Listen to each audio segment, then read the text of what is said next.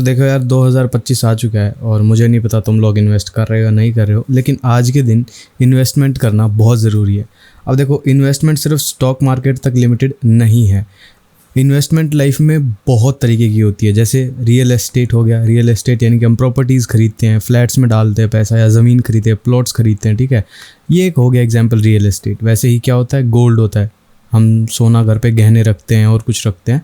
Gold biscuits होते हैं, वो एक इन्वेस्टमेंट है, क्योंकि ओवर द टाइम गोल्ड की वैल्यू बढ़ेगी एंड वैसे ही हमारा पोर्टफोलियो भी बढ़ेगा। सेम ऐसे ही हम एक्सपेक्ट करते हैं कि आज हमने 10 लाख का प्लॉट लिया है, वो शायद 10-15 साल बाद 20 लाख का हो जाए, तो हमें डबल हो गए पैसे, हमें प्रॉफिट हो गया, प्लस एक सिक्योरिटी भी रहती है। और ऐसे ही लोग एफडीज़ करते हैं बैंक में, वो भी एक इन्वेस्टमेंट ऑप्शन है। फिर स्टॉक्स होते हैं स्टॉक मार्केट में, म्यूचुअल फंड्स होते हैं। अब जब आप इन सब को कंबाइन कर देते हो ना, तो आपका बनता है पोर्टफोलियो, ठीक है। उसे हम बोलते हैं पोर्टफोलियो, जिसमें आपका प्लॉट्स हैं, गोल्ड है, रियल एस्टेट है, स्टॉक्स हैं, सब कुछ है, मतलब मिला के कंबाइन पोर्टफोलियो बनता है। और अब ऐसा उसका चार्ट बनेगा, पाई चार्ट, ठीक है भाई। आपने 20 लाख रुपए प्रॉपर्टीज़ में डाल दिए, कुछ लाख रुपए गोल्ड में डाल दिए, ठीक है। फिर कुछ आपने स्टॉक्स खरीद लिए, बाकी आपने एफडी कर दी। तो ये टोटल ऐसे आपके पार्टीशन बनते हैं, जैसे भाई यहाँ पे गोल्ड है, रियल एस्टेट है, स्टॉक्स हैं, और फिर यहाँ पे आपके चलो मान लीजिए म्यूचुअल फंड्स हैं या फिर एफडीज़ हैं। ये ऑप्शन है, ऐसे आपका पोर्टफोलियो बनता है। भाई ये 20% है मान लो, ये 40% है, ये 30% है, ऐसे टोटल मिला के आपका पोर्टफोलियो बनता है, ठीक है। थोड़ा ख़राब हो गया फिगर, बट कोई बात नहीं। सो हम यही डिस्कस करने वाले हैं इस वीडियो में कि कैसे हम एक पोर्टफोलियो बना सकते हैं, ठीक है। विनिंग पोर्टफोलियो एक्चुअली, जो लॉन्ग टर्म में जीतना चाहिए। देखो, हमारा गोल लॉन्ग टर्म में है, क्योंकि आप किसी भी एसेट में पैसा डालते हो तो कोई गारंटी नहीं है कि पैसा बन जाए, सिवाय एफडी के। देखो, वो एक ऐसा ऑप्शन है भाई जो आपको 1 साल बाद मैच्योरिटी पे वो देगा ही, लेकिन फिर उसके रिटर्न्स अच्छे नहीं है। 5 से 6% हमें एफडी रिटर्न्स देती है, ठीक है। अब उतने में क्या होता है, कुछ नहीं होता यार। इन्फ्लेशन 6 से 8% ऑन एन एवरेज हर साल होती है, इसका एवरेज 7% है। नंबर याद रखना, ये हमारी इन्फ्लेशन है, ठीक है। इन्फ्लेशन है, ये पैसे को खा रही है। इसका मतलब क्या है, आज आपके पास 100 रुपये हैं, 1 साल बाद उनकी वैल्यू 93 रुपीज़ ही रह जाएगी। पैसा अपने आप समय के साथ डीके हो रहा है, ख़राब हो रहा है, ख़त्म हो रहा है, वो हो जाएगा। इसलिए that is the need of investing. और इन्वेस्ट करके हम एक पोर्टफोलियो बनाते हैं, तो इस वीडियो के अंदर हम वही समझने वाले हैं। So welcome to the channel, और ये फर्स्ट वीडियो है, तो स्टार्ट करते हैं। यही हमारा एजेंडा है, कुछ चीज़ें समझने वाले हैं। चलो स्टार्ट करते हैं बिना टाइम के। हम ज़्यादातर खोए रहते हैं एक फाइनेंस के जाल में, मेज़ में, कि भाई किधर इन्वेस्ट करें, क्या है। कभी डर लगता है, कभी कुछ होता है। चलो इस सब को सिंप्लीफाई कर दे वन बाय वन, ज़्यादा कॉम्प्लिकेट नहीं करते हुए। कॉमन कुछ डायलेमाज होते हैं जब हम इन्वेस्ट करते हैं कि कौन सा एसेट ले। एसेट यानी कि गोल्ड लें, प्रॉपर्टी में इन्वेस्ट करें, स्टॉक्स ले, एफडी करें, क्या करें। टाइमिंग कि भाई मार्केट में अगर इन्वेस्ट करें तो कब ले, अब सोना खरीद लेना चाहिए या नहीं चाहिए, अभी प्रॉपर्टी में डालना चाहिए या नहीं चाहिए, अभी स्टॉक्स खरीदने।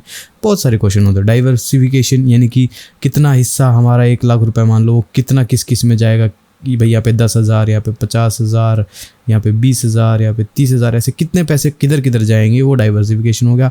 और फिर डिसिप्लिन, ये सबसे ज़्यादा एक आज के दिन कॉमन प्रॉब्लम है कि लोग डिसिप्लिन नहीं है, उनके अंदर डिसिप्लिन नहीं है कि कब काम करना चाहिए, कहाँ कितना करना चाहिए, और वो एक बाद में जाके प्रॉब्लम क्रिएट करता है। So welcome to the portfolio playbook channel.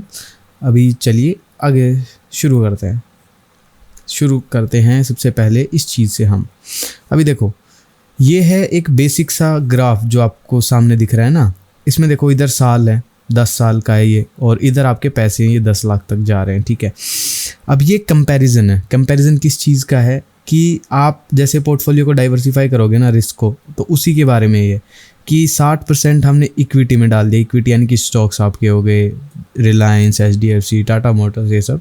35% हमने डेट में डाल दिया। डेट इंस्ट्रूमेंट्स होते हैं जैसे कि गवर्नमेंट बॉन्ड्स गवर्नमेंट इशू करती है, जैसे अलग अलग टाइप के प्रोजेक्ट्स के लिए पैसे उठाती है। आप देखते हो कि जो प्रोजेक्ट्स होते हैं उनके लिए पैसे चाहिए होते हैं गवर्नमेंट को, तो कहाँ से आते हैं, वो बॉन्ड्स इशू करती है, उसके बदले में पैसे उठाती है, उसे हम डेट इंस्ट्रूमेंट बोलते हैं, ठीक है। इनका रिटर्न्स एफडी से ज़्यादा होता है, स्टॉक से कम होता है, और कंपैरेटिवली रिस्क मॉडरेट होता है, मीडियम रिस्क होता है, ज़्यादा रिस्क नहीं होता। 5% मान लो हमने अल्टरनेटिव डाल दिया कहीं पर भी, गोल्ड या फिर कहीं और डाल दिया, तो उसका ये कंपेरिजन दिखा रखा है कि अगर आप पैसे इस रेशियो में डालोगे, 60% स्टॉक मार्केट, 35% डेट और 5% अदर, तो आप इस लाइन को फॉलो कर रही है, ये जो येलो वाली है नीचे वाली, ठीक है। वहीं अगर आप 80% इसमें डालते हो, मार्केट में, ठीक है, और 10% ये और 10% ये, तो आपका ग्रोथ ज़्यादा है क्योंकि मार्केट ज़्यादा आपको रिटर्न देता है। Stock market is one of the best investments ever, ठीक है। सो एक SIP का आपको कंपैरिजन दिखाता हूँ। SIP होती है सिस्टमेटिक इन्वेस्टमेंट प्लान।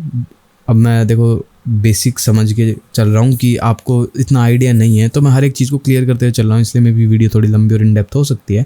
बट मेरा फोकस ये है कि आपको चीज़ क्लियर होनी चाहिए at the end of the video, ताकि आप कंफ्यूज ना जाओ। कुछ मेरा टारगेट यही है कि मैं बड़े कॉम्प्लिकेटेड फाइनेंशियल टर्म यूज़ ना करूँ, सबको एकदम सिंपल भाषा में लेमन लैंग्वेज में आपको समझा दूँ ताकि क्लैरिटी रही। तो SIP होती है सिस्टमेटिक इन्वेस्टमेंट प्लान, ठीक है। इसमें मान लो अगर हम 5,000 रुपये हर महीना इन्वेस्ट करेंगे, ये हमारा टारगेट है। तो लेट सपोज आप अगर 3,000 रुपये डाल दोगे निफ्टी 50 होती हैं भारत की टॉप 50 कंपनियों का जो कॉम्बिनेशन होता है, उसे हम निफ्टी 50 बोलते हैं, ठीक है। ये इंडेक्स होता है एक्चुअली एक। इसके अंदर हम मान लो 3,000 रुपये लगा देंगे, 1,500 रुपये हम बॉन्ड्स के अंदर लगा देंगे और 500 रुपये जो अदर एसेट था हम गोल्ड में लगा देंगे। अब देखो गोल्ड के ऊपर डेडिकेटेड वीडियो मैं बना दूंगा। गोल्ड के अंदर इन्वेस्ट करने के देखो आपके पास बहुत सारे ऑप्शन है, मेनली 3 ऑप्शन है। या तो आप फिजिकल गोल्ड ले लो, या आप डिजिटल गोल्ड ले लो, या फिर आप उनके ETFs खरीद लो। ये बहुत सारे ऑप्शन है।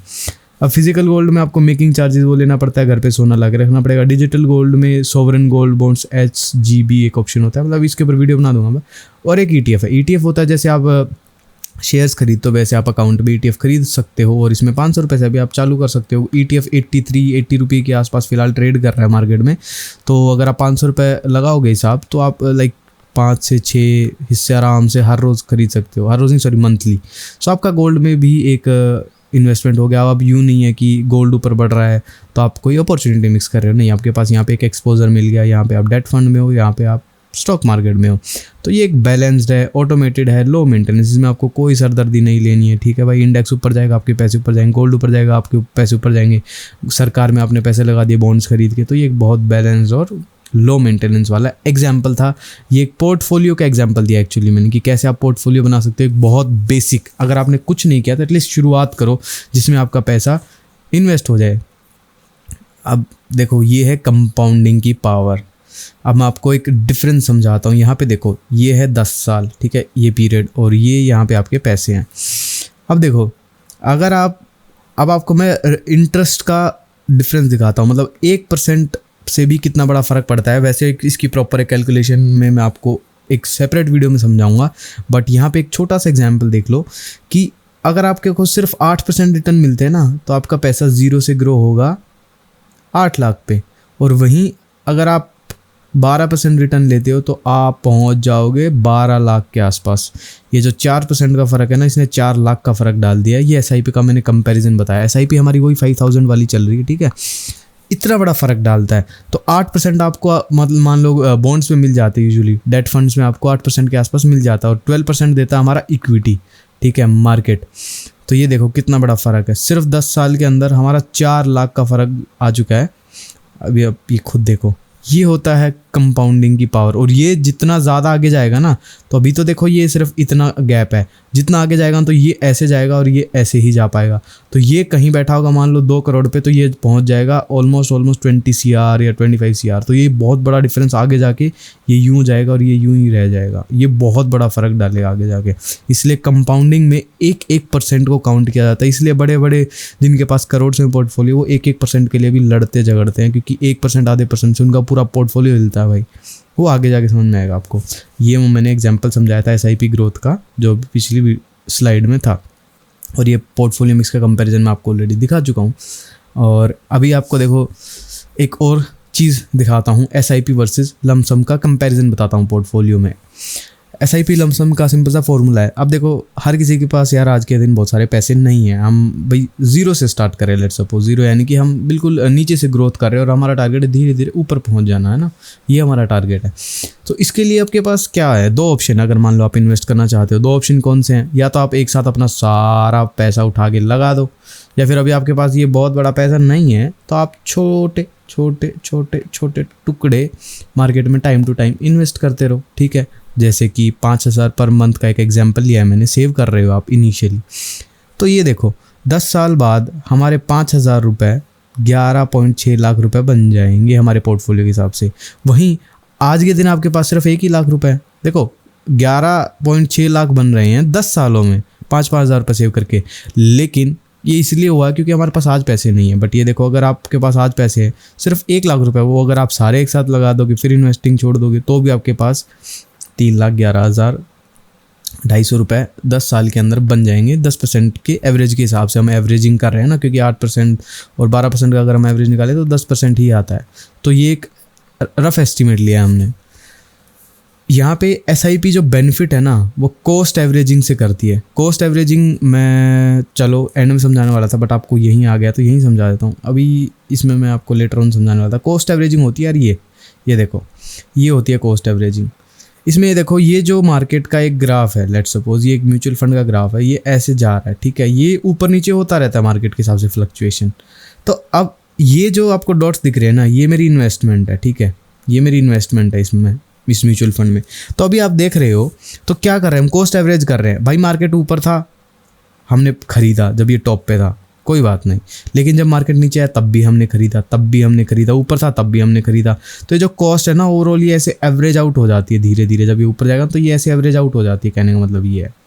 और लमसम में क्या, मान लो आपने पैसा लमसम यहाँ सारा डाल दिया, अब मार्केट तो नीचे आ गया, या फिर और टॉप यहाँ पे डाला था, फिर मार्केट देखो कितना नीचे गया। लेकिन अगर हम SIP कर रहे होते तो हम हर एक प्राइस को खरीद रहे होते, हर एक प्राइस को ऐसे खरीदते जाते।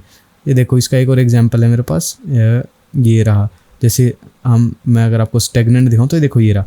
हम हर एक पैसे को खरीदते हुए चल रहे हैं, खरीदते हुए चल रहे हैं, तो ये ऐसा एवरेज आउट हो जाता है।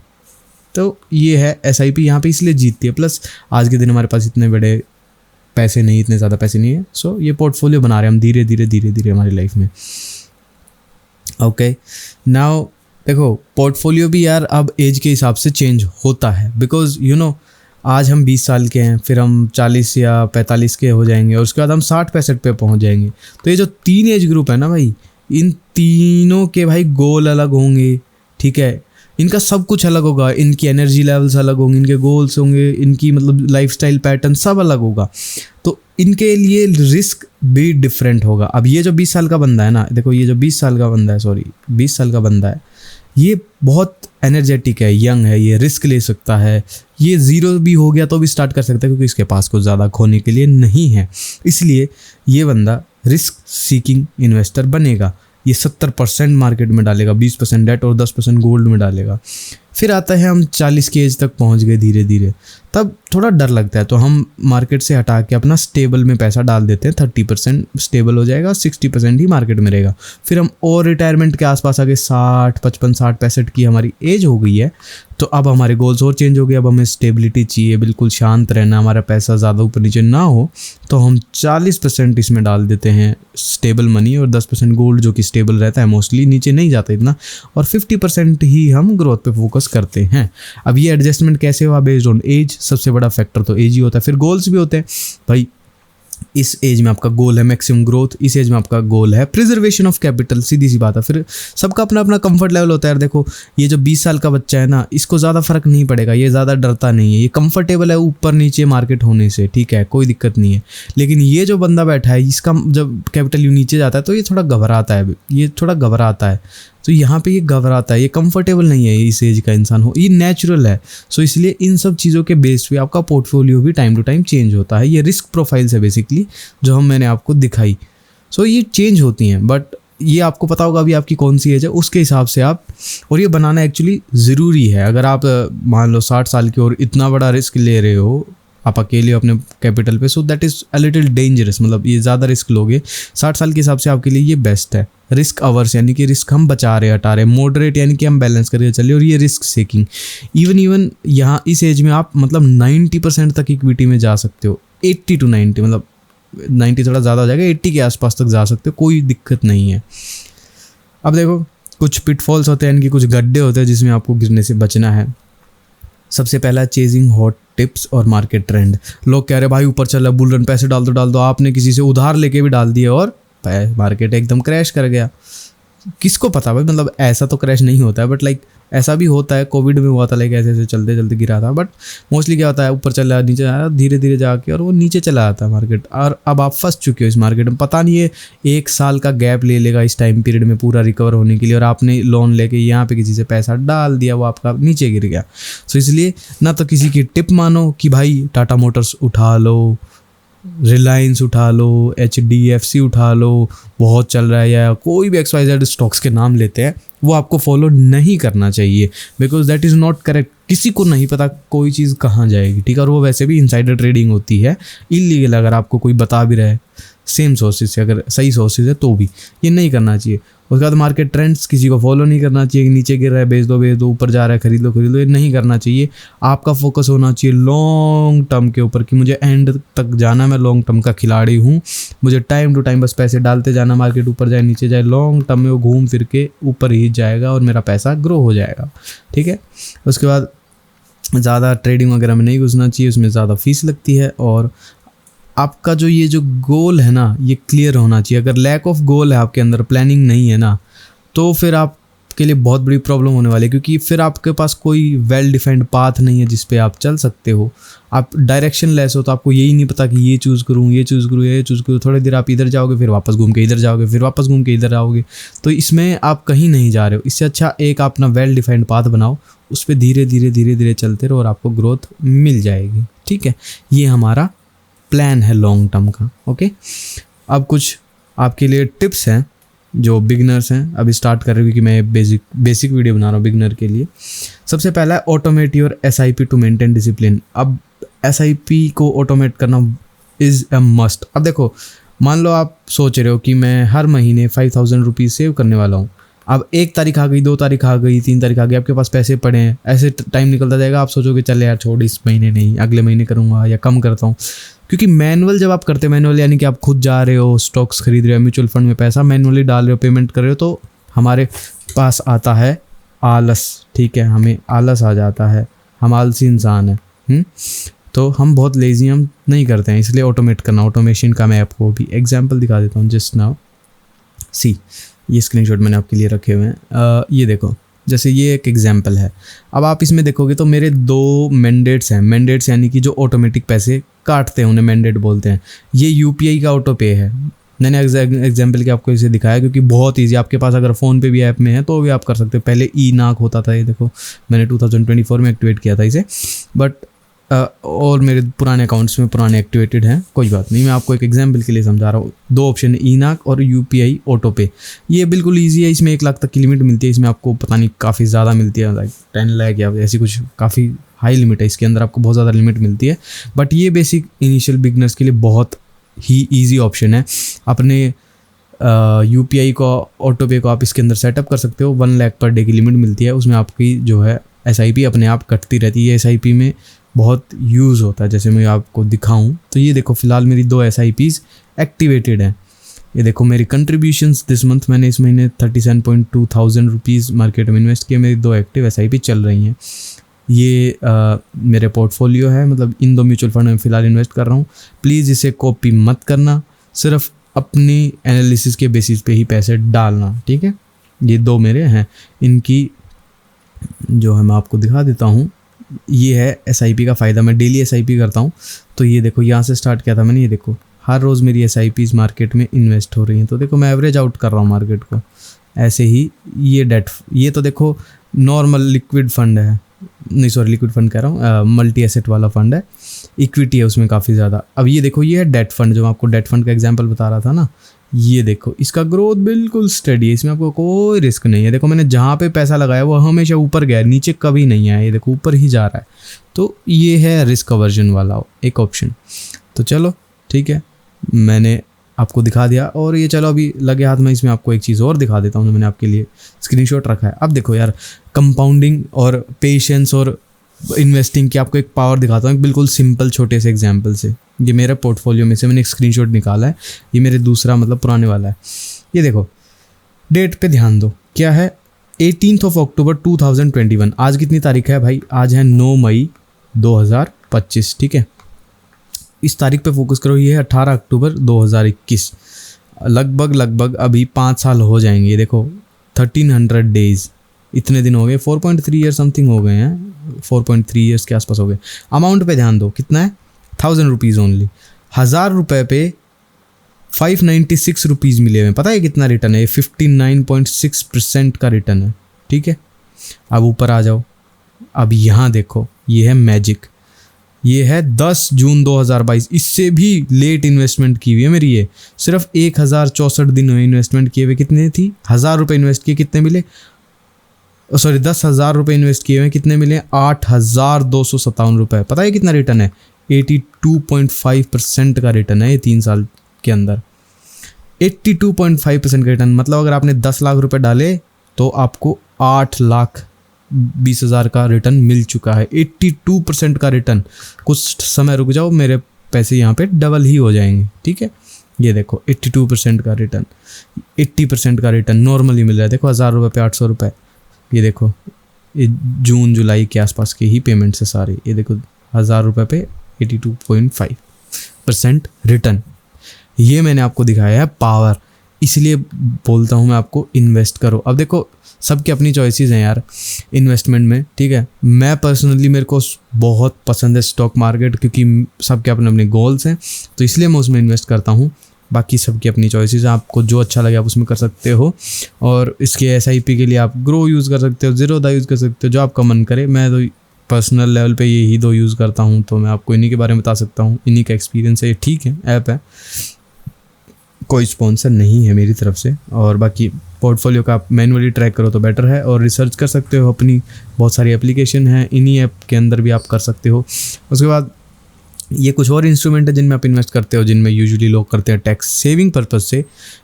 PPF, NPS, ELSS, इनके ऊपर फ्यूचर में कभी देख लेंगे अगर समय मिलेगा तो। PPF है public provident fund, national pension scheme, और ये ELSS है। ये सब हैं, ये गवर्नमेंट बैक्ड है, ये रिटायरमेंट फोकस्ड है। इनमें भी आप सेविंग कर सकते हो और किसी के लिए। अभी आप अपना दिमाग लगा सकते हो। ये क्विज़ है छोटा सा, अगर SIP 8% पे ड्रॉप हो जाती है तो आपके कॉर्पस की वैल्यू कितनी रहती है? और अगर हम इन मिक्स को कंपेयर करें कि 60% इक्विटी, 35% डेट, 5% अदर्स यानी कि गोल्ड वगैरह, और 80% इक्विटी, 10% डेट, 10% ये, तो इनमें से यील्ड कौन सा ज़्यादा देगा 12% के हिसाब से? आप खुद कैलकुलेट कर लो। ठीक है, इसे कैलकुलेट करके देखो। आंसर वैसे मैं अभी बता देता हूँ, ये वाला ज़्यादा यील्ड देगा नेचुरली, क्योंकि 80% हिस्सा हमारा स्टॉक मार्केट में लगा हुआ है। सो नाउ आगे कुछ और भी वीडियोज़ बनाएंगे। Thank you for watching this video. इस वीडियो में इतना ही। अगर आपके कोई डाउट्स हैं तो आप कमेंट डाउन कर देना। और इतना ही था, ज़्यादा कुछ कॉम्प्लिकेटेड नहीं है पोर्टफोलियो बनाने में। सबसे ज़्यादा फोकस करना आपको इस चीज़ पे, कंपाउंडिंग पे। और मोटिवेशन के लिए ये देख लो यार एग्जांपल, 82.5% का रिटर्न है, आपके सामने है, ये कोई फेक नहीं है ये सब। इसलिए अपना एक स्मार्ट सा चूज़ कर लो म्यूचुअल फंड, उसमें इन्वेस्ट कर सकते हो आप लोग। और आपका फोकस होना चाहिए बिल्कुल इस चीज़ के ऊपर। ये जो दिख रहा है आपको, ये है डिसिप्लिन। हर रोज़ एक छोटा छोटा हिस्सा मेरी जेब से जाता है और मार्केट में लगता है। आप मंथली बेसिस पे करो, वीकली बेसिस पे करो, जो आपका मन है वो करो। ऐसा इसलिए हो रहा है क्योंकि ये देखो, ये ध्यान से फ्रीक्वेंसी डेली है मेरी SIPs की। मेरे अकाउंट से हर रोज़ एक म्यूचुअल फंड के लिए 1000 रुपये कटते, एक के लिए 200 रुपये कटते। ये मैंने कुछ बहुत सोच समझ के अपने हिसाब से, कन्वीनियंस और बहुत सारी चीज़ें हैं, इसलिए मैंने किया है। आपको ज़रूरी नहीं है ये करना है, आप मंथली कर सकते हो, जो कि सबसे ज़्यादा कॉमन है और यूजुअली यही लोग करते हैं। मंथली एक बार, महीने में एक बार, बस 5000 रुपये सीधे सीधे कट जाएंगे आपके अकाउंट से, दैट्स इट। बट एक हैबिट बिल्ड करो, एक डिसिप्लिन बिल्ड करो, और happy investing. Thank you for watching this video and bye.